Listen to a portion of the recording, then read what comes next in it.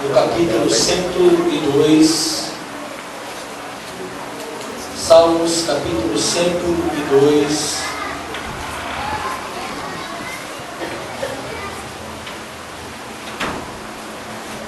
Salmos capítulo 102, versículos 6 e 7. E depois nós vamos ler no Salmo 103, versículo 3, versículo 5, perdão. 102. Salmos 102, versículos 6 e 7. E Salmos 103, versículo 5.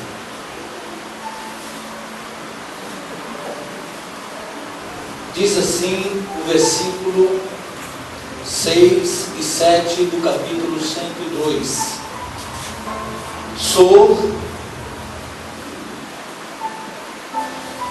Sou semelhante ao pelicano no deserto, sou como um mocho nas solidões.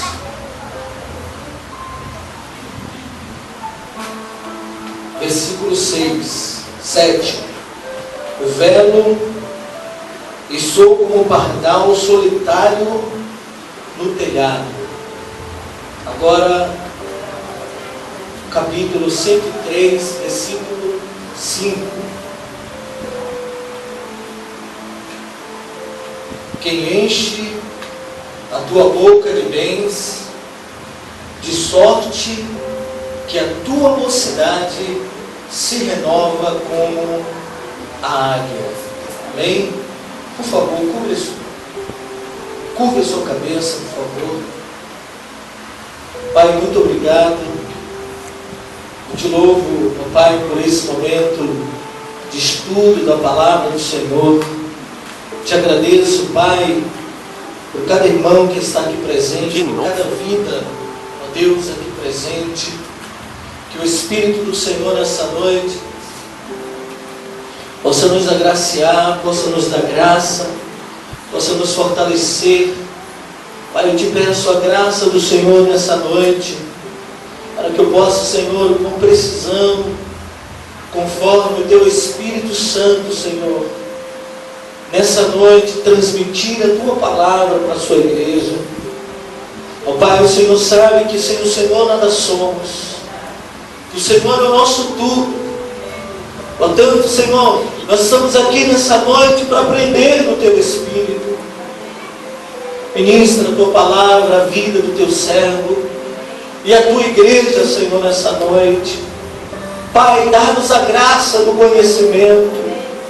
Ó Deus, em nome de Jesus, nós desbloqueamos agora os nossos ouvidos, os ouvidos bloqueados, Senhor, que sejam desbloqueados agora para ouvir a Tua voz.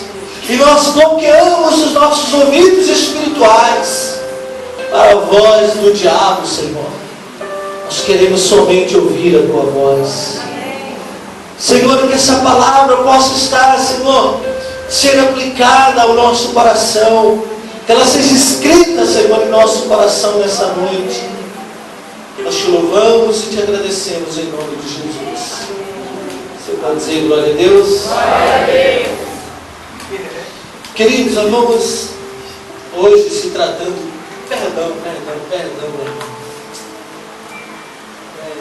Mandora, vem cá, meu irmão pediu para contar um testemunho aqui, eu esqueci. Vamos aqui rapidinho, nem 5 minutinhos. Ela vai contar esse testemunho, depois eu começo. 5 minutos estourando. Boa noite, querido.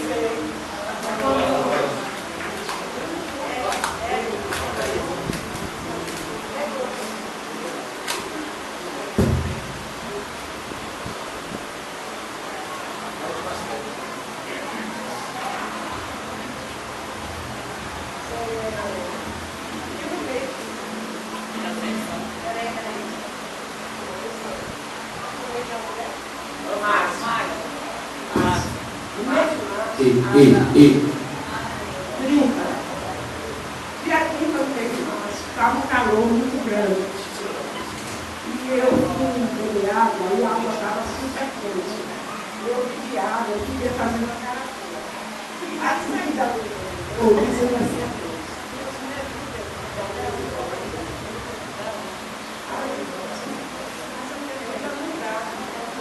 Glória a Deus. Ainda não dá para comprar um bebedouro. Fui para casa. Dia primeiro eu viajei para Vitória da Conquista e passei 2 noites viajando e um dia trabalhando. Retornei no dia 3, 9 horas da manhã, cheguei em casa. E meu genro, que trabalha com o negócio de filtro de água, ficou de passar lá em casa.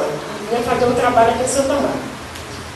3 horas da tarde eu acordei, sentei no quintal e ele passou com o carro buzinando. Daqui a pouco eu volto. Vou instalar lá pro lado da Oliveira os bebedouros. Quando ele voltou, entenderam que tirar a goiaba. Eu vou tirar a goiaba com a minha. Quando eu voltei, o bebedouro estava em cima da minha mesa. E ele disse para mim assim, olha, seu presente do Dia das Mães. Tem não sei o que, não sei o que. Aí eu entendi que era um liquidificador. Aí eu disse assim, ih, menino, eu queria mesmo um liquidificador potente, mas esse é quadrado. Aí ele disse, não é um liquidificador não, é um purificador. Eu comecei a pular no meio da casa e agradecer a ele. Quando ele saiu, eu chamei a vizinha emocionada para ver aquela coisa, né? Aí eu disse, depois ele disse, meu Jesus, essa coisa não é minha. Eu prometi para a igreja um negócio desse. E agora o que é que eu faço? Que eu vou dar o presente à igreja. Aí eu disse, eu vou ter que saber quanto é que custa um negócio desse, comprar e com a minha renda pagar. Eu vou ter direito a R$50. Eu não compro gás todo mês, que eu estou ganhando um punzinho de lenha e R$50 eu pago. Tá bem, um mês depois, eu viajo para casa do meu genro, né? Para casa dos meus filhos. Aí na hora do almoço, ele disse, Jorge, você não sabe o que aconteceu comigo. Ele, o que foi, minha sogra? Aí eu fui contar a ele, né? Que quando eu comecei a contar, ele disse, já levou?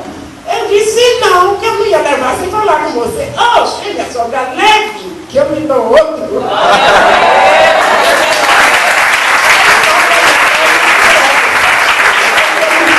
Só que tem 2 aí, mas é 220. A energia, né? Eu disse, lá é 110. Mas troca. Eu disse, mas assim, eu dou tem lá, quando você conseguiu 110, você me dá. Com 2 ele me ligou, minha sogra, teu purificador 110 está aqui. E os 220 eu já vendi. Aleluia. Amém. Deus abençoe. Amém.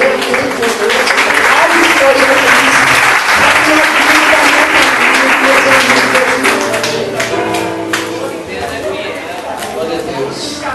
Deus é fiel, amém, amado? Dá uma salva de palmas ao Senhor. Deus é fiel.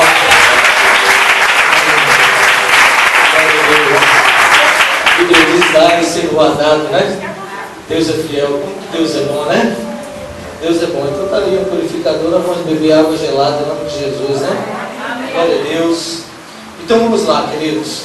Hoje é dia de ensinamento bíblico, né?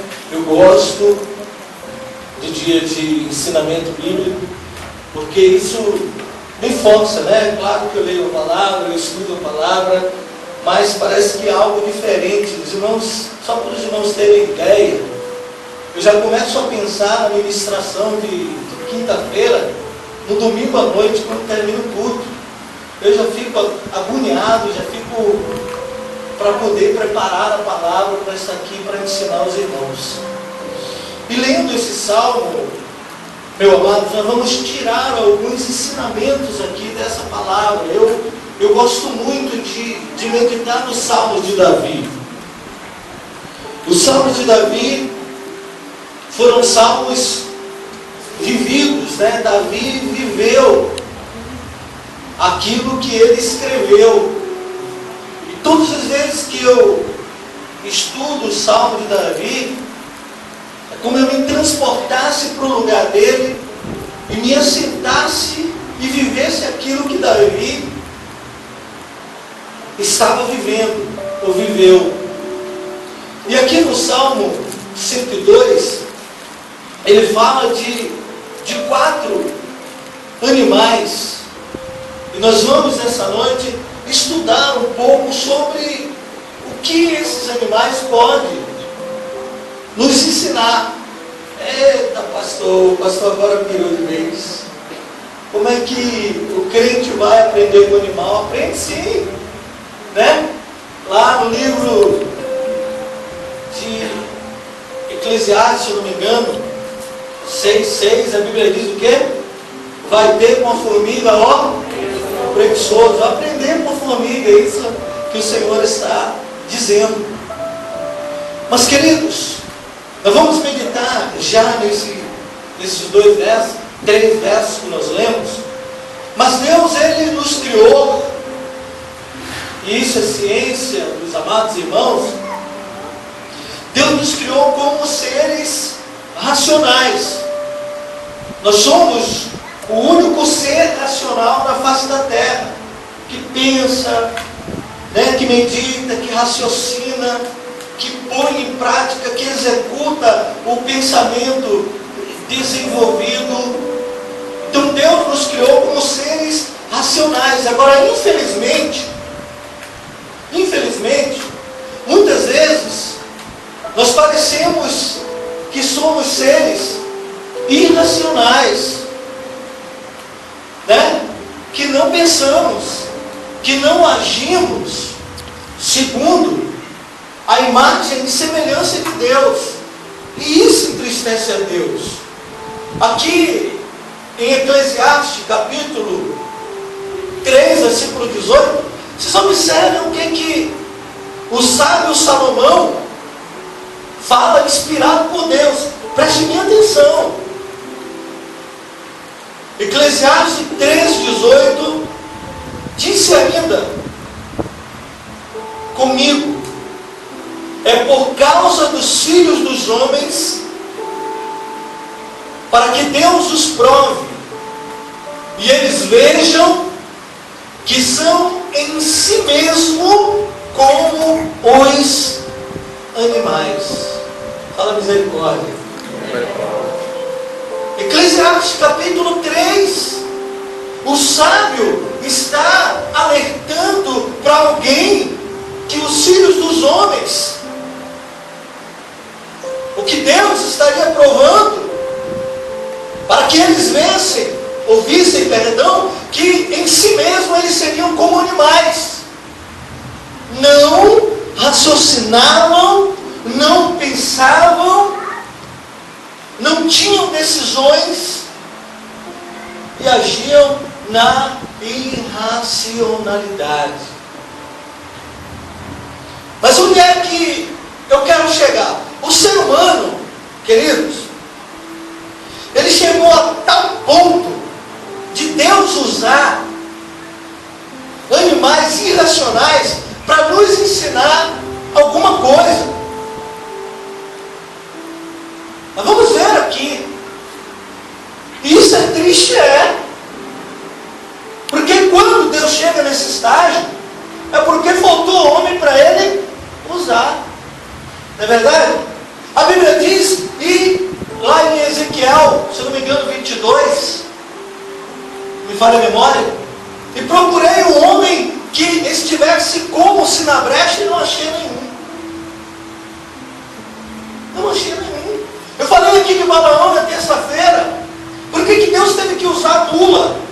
Porque não achou o homem para usar. E a mula falou. Deus não achou o profeta. Então, o ser humano, ele chegou a um ponto que Deus passa a usar animais irracionais para ensinar ao homem alguma coisa, porque é muito difícil de pensar.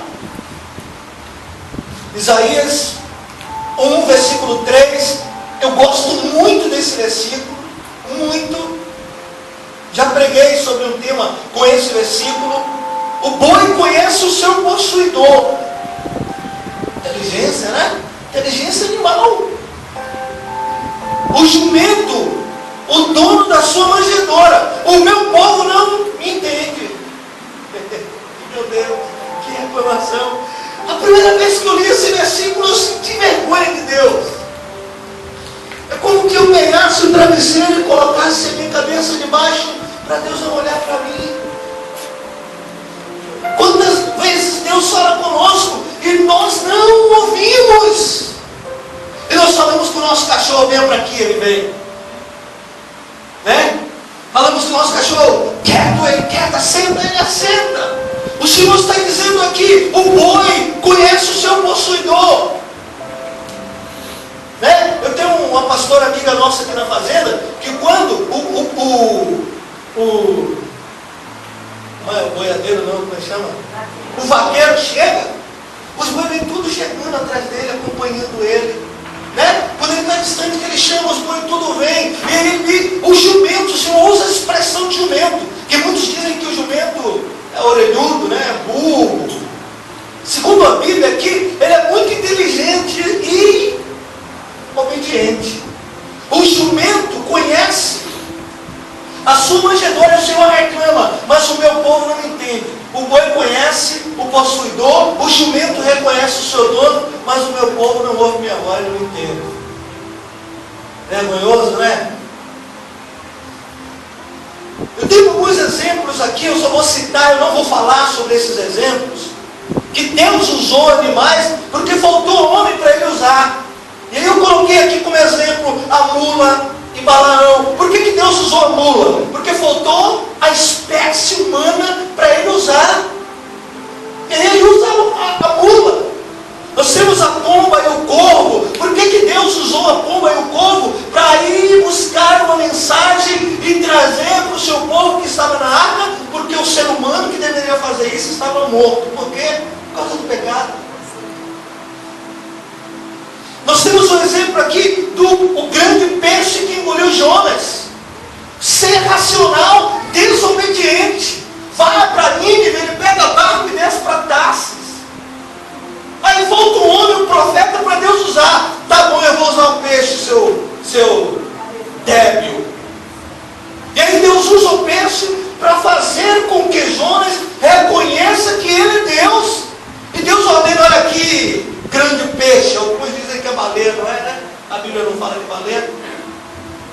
Tem um sujeito rebelde e irracional, que você agora está sendo mais racional do que ele. A minha ordem para ele foi ele ir para Nínive. Ele pega o barco e desce para Tarsis, para Jope e depois para Tarsis. Mas eu estou ordenando a você, eu vou lançar ele no mar, você vai reconhecer ele, você vai engolir ele, não estraçar ele não, só engula, só dê um susto nele. Aí o grande peixe, tá bom, Senhor, caiu, é você. 3 dias, animal que se torna racional, para ensinar ao racional que deveria ser. 3 dias ali sendo punido por Deus. Aí o Senhor ordena agora, cospe ele, ou vomita, sei lá, no mar. E aí o peixe devolve ele para o mar. A formiga que eu já citei aqui, que o Senhor nos ordena. Ó preguiçoso, até quando estarás dando descanso à tua pálpebra? Até quando estará cruzando o braço? Vai ter uma formiga, o preguiçoso. O gafanhoto, a lagarta, o pardal, a jumenta, que cedeu o filho para Jesus entrar em Jerusalém. Que coisa, né? Quantas vezes o Senhor nos pede algo e nós não cedemos? Mas aqui no Salmo 102 nós poderíamos falar pausadamente sobre cada animal desse, mas eu quero me ater aqui ao pelicano, à coruja, ao pardal e à águia. O que o Senhor nos ensina aqui com esses animais? Aqui no Salmo 102 e 103 nós encontramos 4 aves.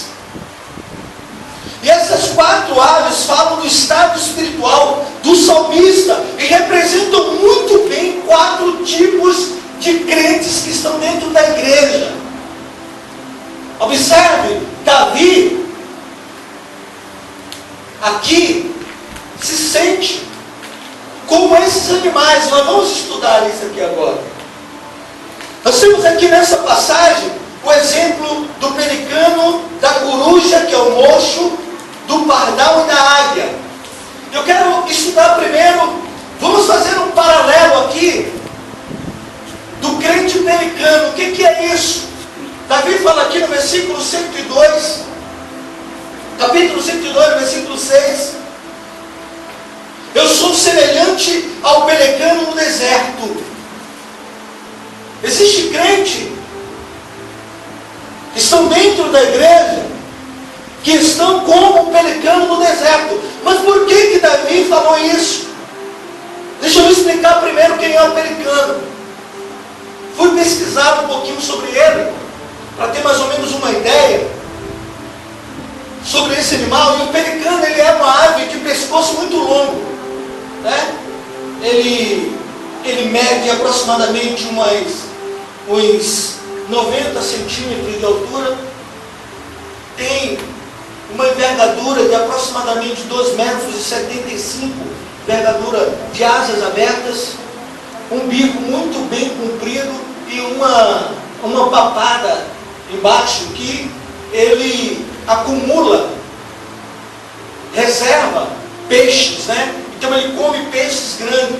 Ele pode medir até 3 metros de uma envergadura de uma asa para outra. E o pelicano é uma ave extremamente aquática. Ele não conseguiria viver sem a água. É óbvio, ele se alimenta de peixe.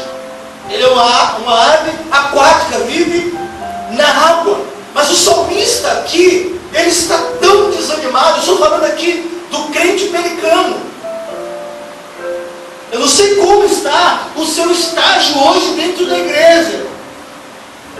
Eu vou falar sobre esses 4 crentes e você vai se identificar dentro das características e da qualidade de alguns desses animais.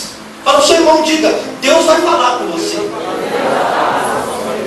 E Davi, ele disse aqui: eu sou como pelicano no deserto. O que Davi está falando? O salmista, ele está tão desanimado. O salmista, ele está tão triste que ele se compara ao pelicano no deserto. O que ele quer dizer? Agora vamos imaginar que o pelicano é uma ave extremamente aquática. Agora você imagina esse pelicano no deserto, sem água e sem peixe. Imagina o estado da alma em que Davi estava. Eu sou como um pelicano no deserto. Querido, isso aqui foi o que Deus colocou no meu coração em casa, tá? Eu escrevi aqui, eu meditando, eu falei com você aqui no início, que eu me transporto para a vida de Davi. E você sabe como é que eu me senti aqui? Quando Davi disse isso, eu sou como um pelicano no deserto. É como eu e você sem Deus, sem Jesus e sem o Espírito Santo de Deus. Nós não temos vida. Ai, chega a sentir uma angústia dentro do coração. É você se sentir, querido, sem Deus. Você se sentir sem Jesus, sem o Espírito Santo. Talvez seja até pior do que você está no deserto. Vamos considerar até morto. E ele diz: eu sou como um pelicano no deserto. Pelicano no deserto aqui está falando de crente que vive em sequidão espiritual.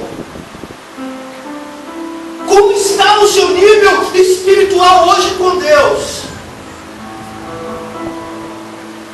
Pelicano no deserto aqui é o coração seco.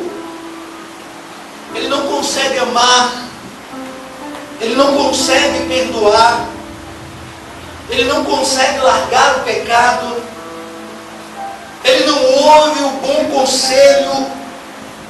Lá no livro de João, no capítulo 4, versículo 10, Jesus disse, replicou-lhe Jesus: se conheceras o dom de Deus,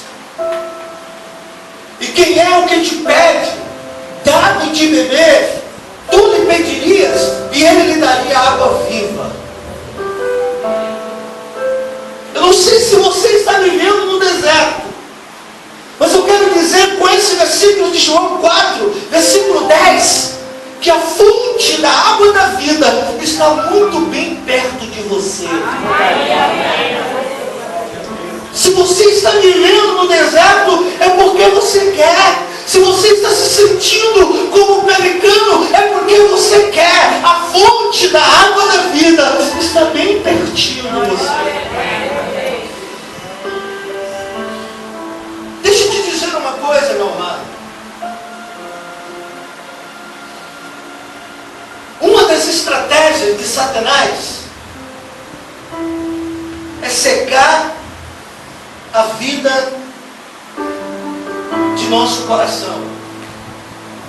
Uma das estratégias de Satanás é tirar a vida do nosso coração, é nos secar, nos fazer sem vida.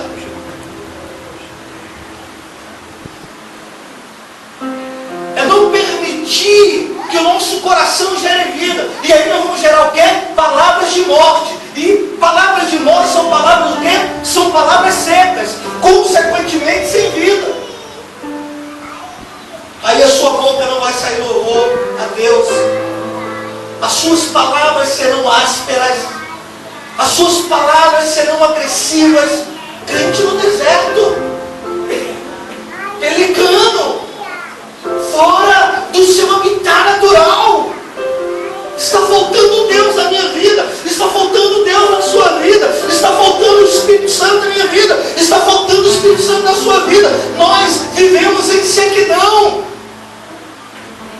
Jesus disse: eu tenho água viva para dar a você.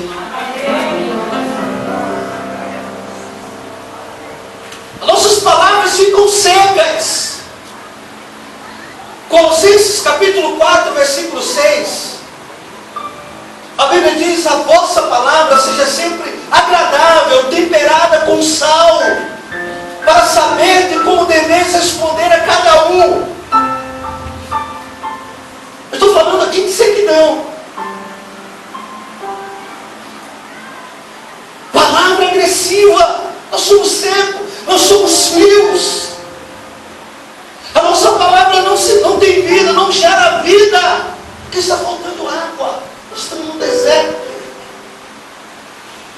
Provérbios 16, 24. Palavras agradáveis são como favo de mel, doce para a alma e medicina para o corpo. Provérbios 25, 11. Como maçã de ouro em salvas de prata, assim a palavra dita no seu tempo certo. Mas quando nós estamos no deserto, nossas palavras são secas, não têm vida, são agressivas, são persuasivas, não são temperadas. Quando nós estamos no deserto, as nossas atitudes são secas, ou seja, os comportamentos são marcados pela indelicadeza e pela agressividade. Fala o seu irmão, diga: junto de você. Fala com ele com certeza, diga: junto de você tem uma fonte que jorra água viva. Diga: não seja como um pelicano no deserto.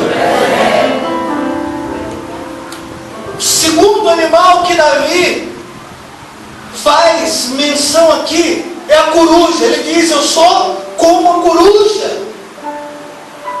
Versículo 102, capítulo 102, versículo 6. Sou como um pelicano no deserto e como a coruja nas ruínas. Sou como um mocho na solidão. Mocho é coruja. As corujas possuem hábitos noturnos. Deixa eu lhe explicar isso aqui. Elas gostam de solidão. Isso aqui tem um mistério muito forte. Davi estava se sentindo aqui tão solitário. Davi estava se sentindo aqui tão sozinho, que naquele momento ele pensou: escute, eu não passo de uma coruja nas solidões. Eu sou solitário. Quantas pessoas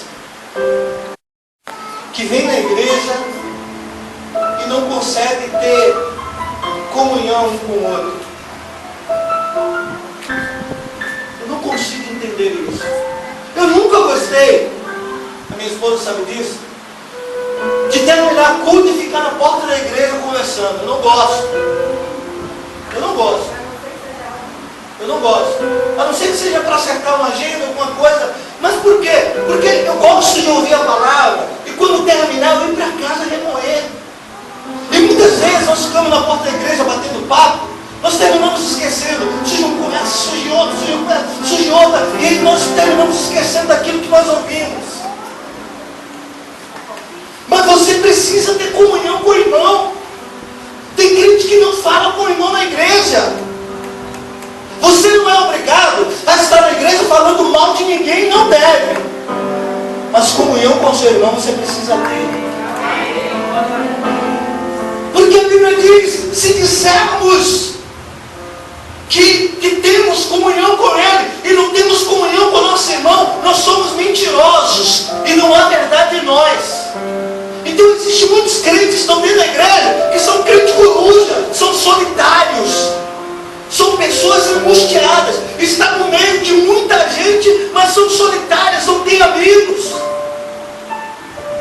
não tem comunhão com o irmão.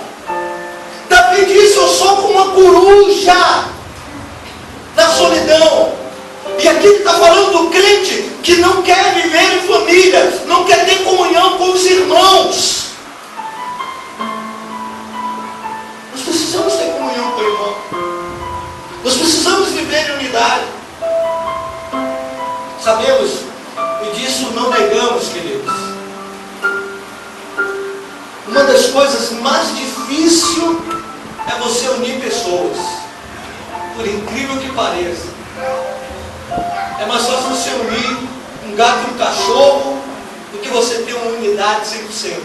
É difícil. É complicado.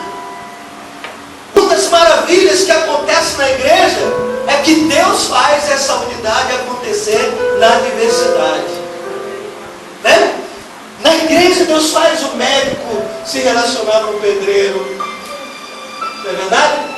Na igreja Deus faz o engenheiro se relacionar com o faxineiro. Mas não é fácil.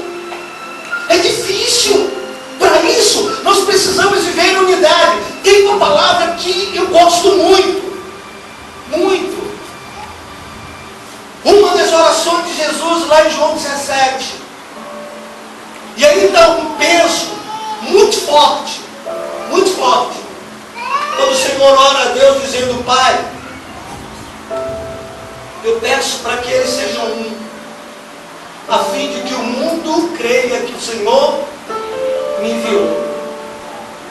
A coruja, ela vive na solidão. Ela só vive na escuridão. Ela só vive nas trevas. Ela não se relaciona com nenhum outro animal. O negócio dela é trevas.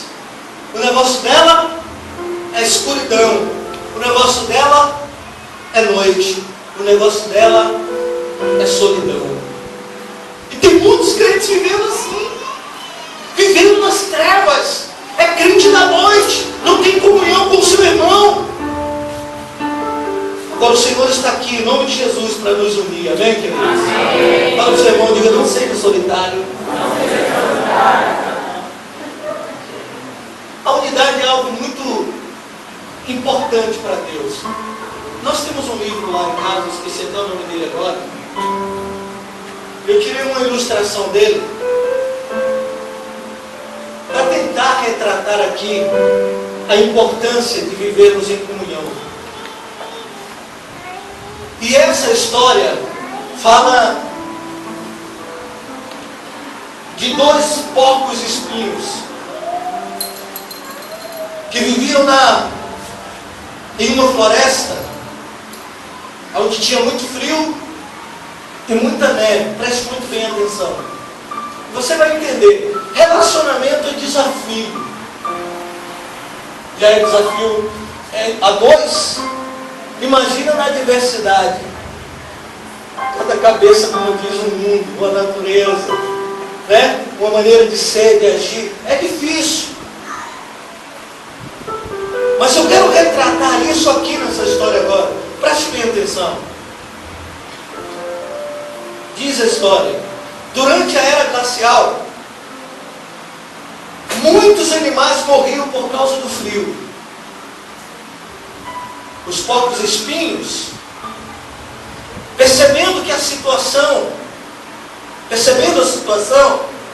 resolveram se juntar em grupos.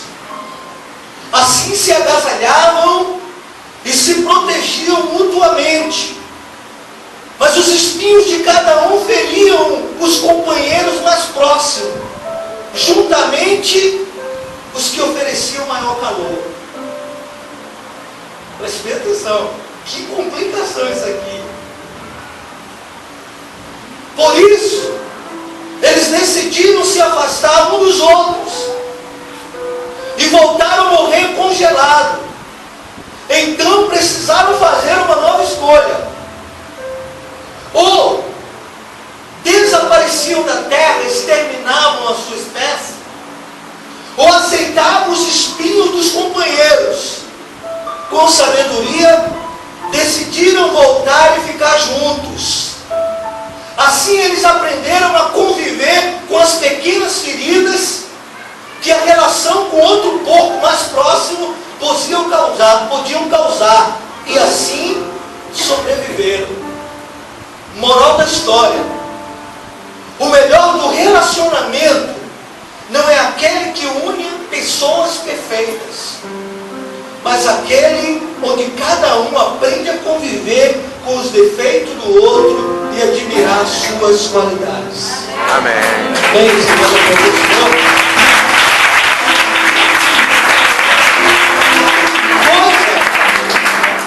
difícil, né? Imagina, complicada essa comunhão dos porcos espinhos. Eles se relacionavam, eles estavam morrendo, eles precisavam fazer alguma coisa, eles precisavam se unir. Qual era a solução? Vamos nos juntar. Mas um furava o outro, um feria o outro, um incomodava o outro, e assim mesmo entre nós, não tem jeito. Jesus nos ensinou isso quando ele disse: haverá no meio de vós ovelha vestida de lobo. Nós vamos ter que viver com isso. Nós vamos ter que viver com cobra, nós vamos ter que viver com lobo, nós vamos ter que viver com leão, nós vamos viver com traíra. O que mais? Com escorpião. Imagina, né? Bendito porcos espinhos, que foram só porcos. Mas Jesus disse: eu vos envio no meio de lobos, eu vos envio no meio de cobras. Nós precisamos aprender a viver. Para o seu irmão, diga: nós temos um antídoto para isso. Para o seu irmão, diga: não viva na solidão. Não seja crente coruja. Terceiro animal. Vamos correr aqui. Um relógio abençoado, né? Terceiro animal, o pardal. Ele fala aqui, versículo 102, capítulo 102, versículo 7. Não durmo, e sou como um pardal solitário no telhado. Os irmãos conhecem pardal aqui, né? Pardal é o bicho mais esdrúxulo, tão sem valor, que o Senhor disse: não se vende 2 pardais por 1 centil. Né? Pardal é lixeiro, vive no lixo, come carrapato, é ousado e vai trocar. Tem lá no fundo que os pardal entra na mesa, entra na cozinha, em cima da mesa e fica lá catando. Todo mundo, né? Mas Davi aqui, ele diz o seguinte: mas eu já vi essa cena aqui, eu estava estudando essa palavra e eu me transportava para junto de Davi para ver. Eu tenho certeza que vocês já viram um pardal murcho, né? Essa semana eu entrei lá no galinheiro, no quintal lá em casa, e tinha um pardal lá no canto, todo murcho, todo moribundo. Eu disse: esse bicho está doente. Quando eu fui pegar ele, ele voou. Eu disse: ah, sem vergonha, você me enganou. Davi disse: eu não durmo, eu sou como um pardal solitário no telhado, né? E às vezes eu olho assim, eu vejo os pássaros voando e o pardal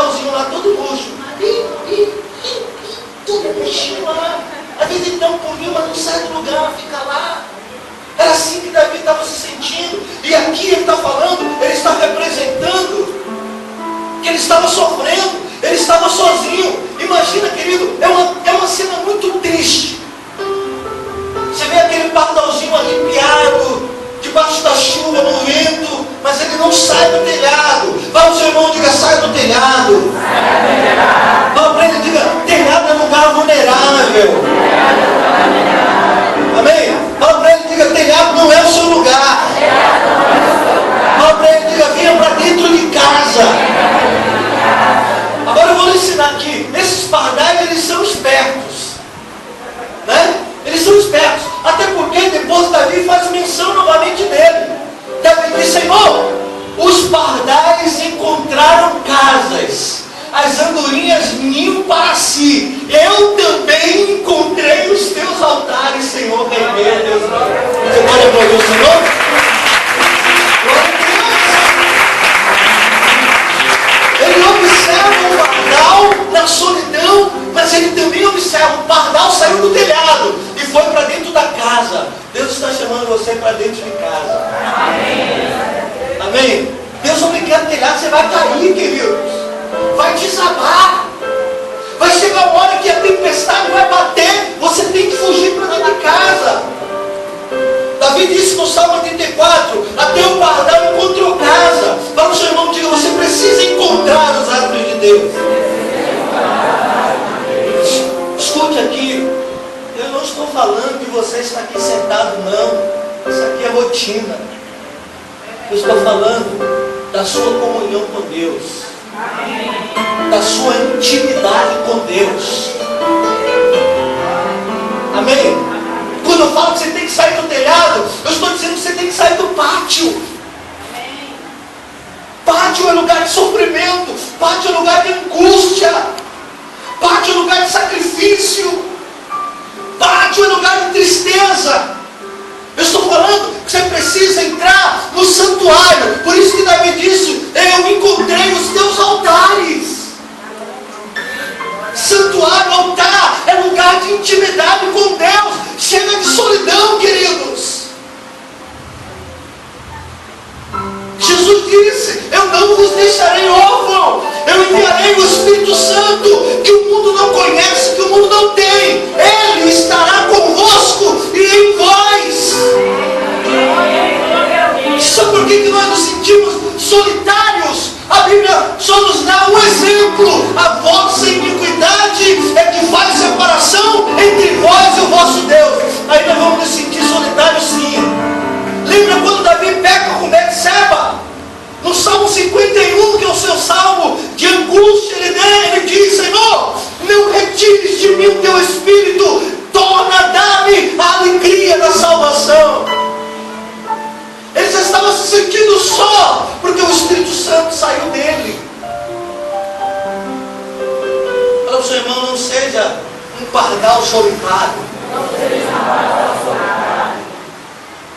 O que Deus espera de nós não é queixume, mas o louvor para a sua glória. E por fim, queridos, nós lemos aqui no capítulo 103, versículo 4, versículo 5. Agora ele já passa pela restauração da angústia, né? Que é o Salmo 102.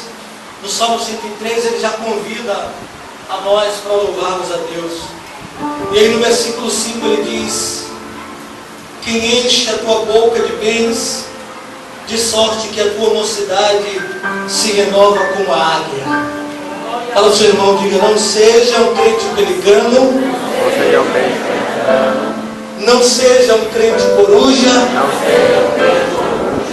não seja um crente pardal no telhado,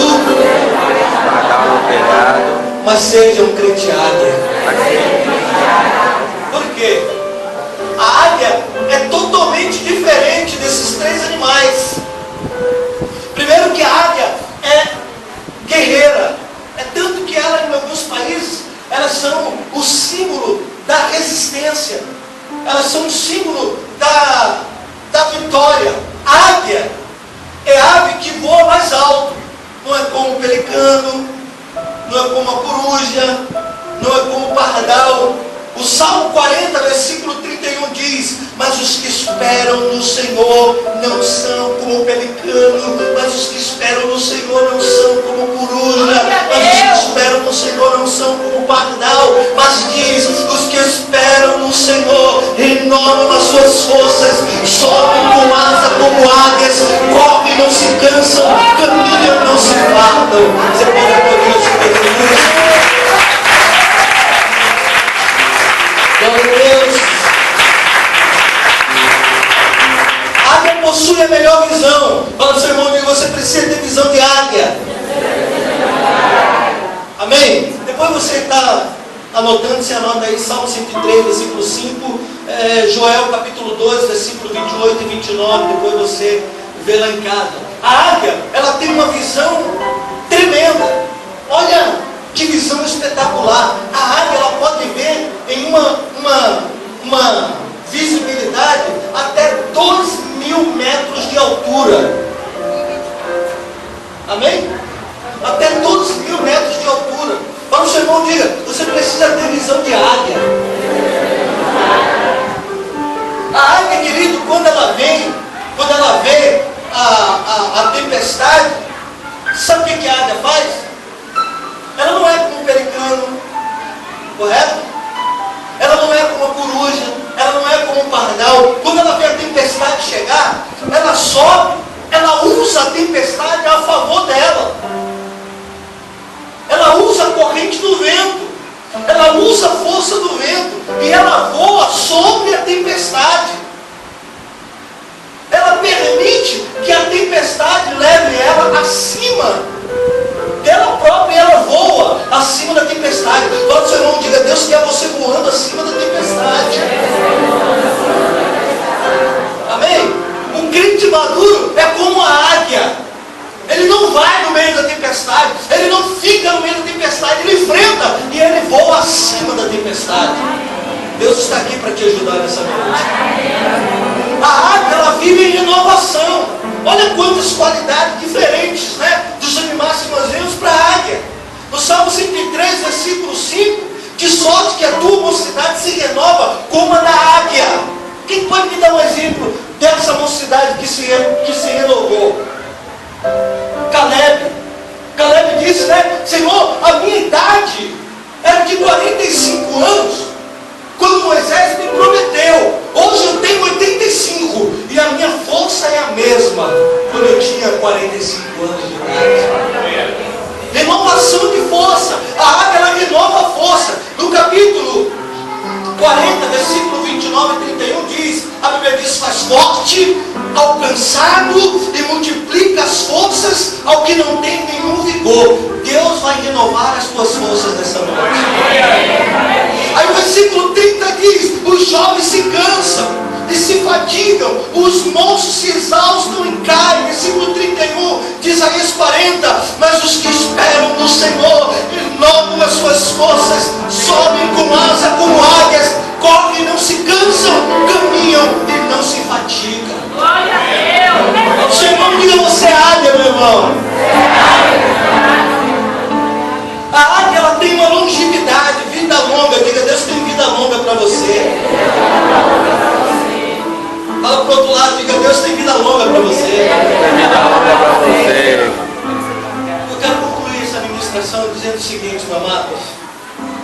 Quando a águia, isso aqui é espetacular. É espetacular. Quando a águia, ela sente que vai morrer, você sabe o que acontece? Ela desaparece. Até hoje, ninguém encontrou uma águia morta. Você sabia disso? Ninguém até hoje encontrou uma águia morta. Eu assisto o programa National Geographic, eu gosto muito de animais, você sabe disso. E eu vejo sempre. E os historiadores, eles falam isso. Ninguém nunca encontrou uma carcaça de águia. Agora você sabe por quê? Quando ela sente que ela está envelhecendo, tem aquele processo que ela voa alto, vai para a montanha, chega lá, ela renova, né? O bico, as penas, as unhas, ela se renova. Aí ela vive mais 50 anos. E aí depois ela sabe que ela vai morrer. Sabe o que ela faz? Ela voa acima das nuvens. Ela vai subindo, ela sai da atmosfera. E o corpo dela degenera na atmosfera. Que coisa espetacular, né? Fala ao seu irmão, diga, você vai viver além da águia. Porque você vai morar com o Senhor dos Ares. Você pode poder dizer, não? Você vai morar com o Senhor dos Ares.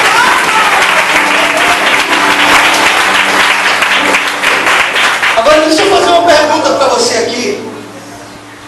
O que você prefere ser?